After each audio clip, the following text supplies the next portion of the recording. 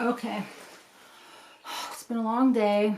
It's almost over. So I just wanted to do a couple things before we call this the end of another day. The good news is the headache is starting to go away, so that probably means I'm not in trouble from any kind of head injury.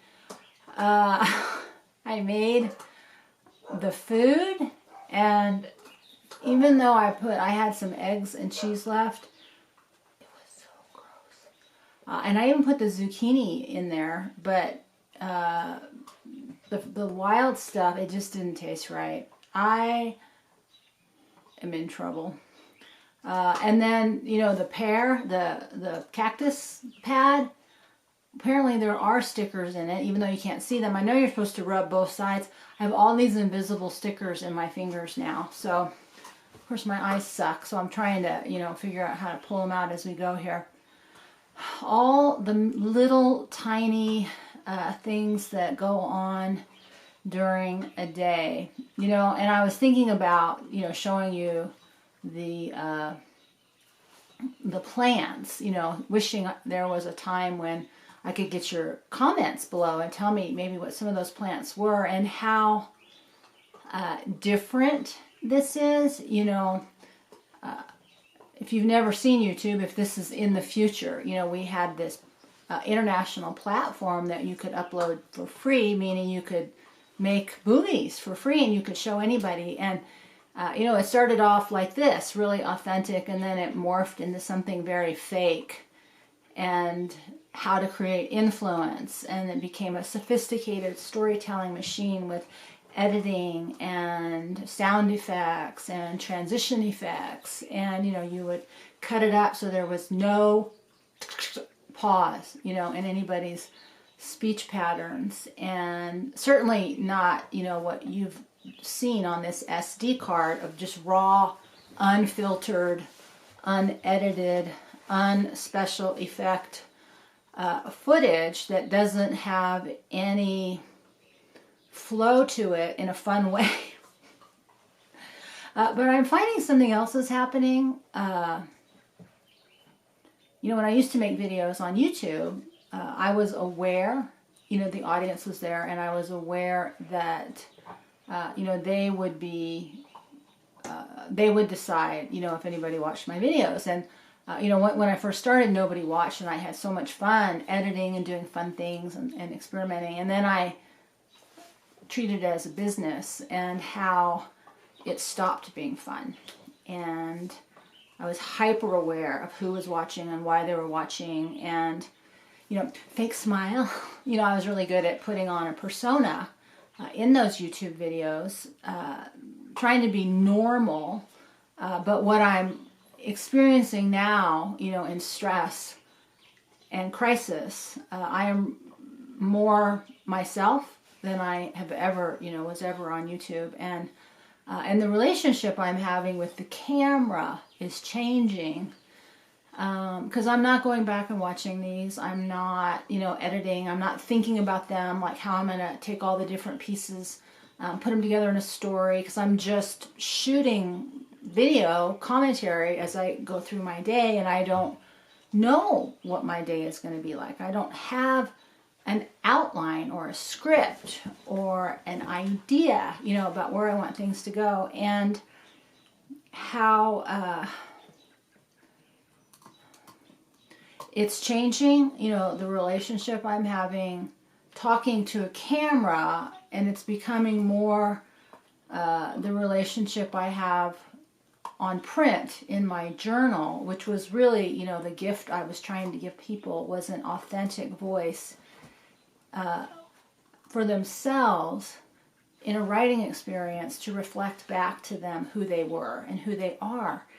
And, you know, I have kept journals since I was 15, very long time. And now, you know, oftentimes I just am too tired to write, but I'm also aware that, you know, I bought a lot of extra pen, paper, and pencils to write, because it's such a critical, journaling is such a critical part of my day. You know, it's like water, food, journal, right? And so But I'm wondering how I will move forward if I lose that.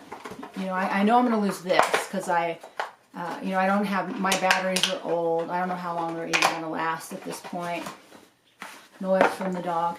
I don't know how long the batteries are going to last. I don't know how long I'm going to be here. I don't know how long the gas I have left I can even allow myself to run the generator to power and charge the batteries, because power is now precious. And my resources are limited.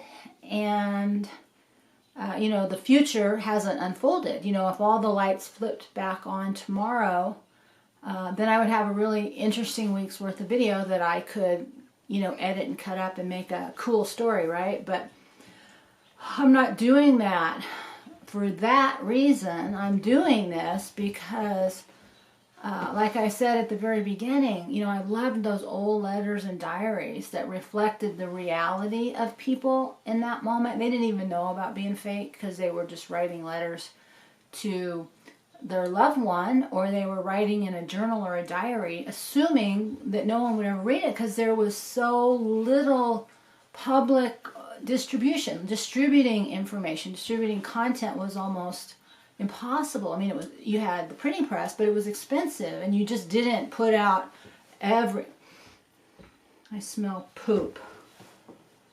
Oh my God, this whole day has been about poop. Not mine.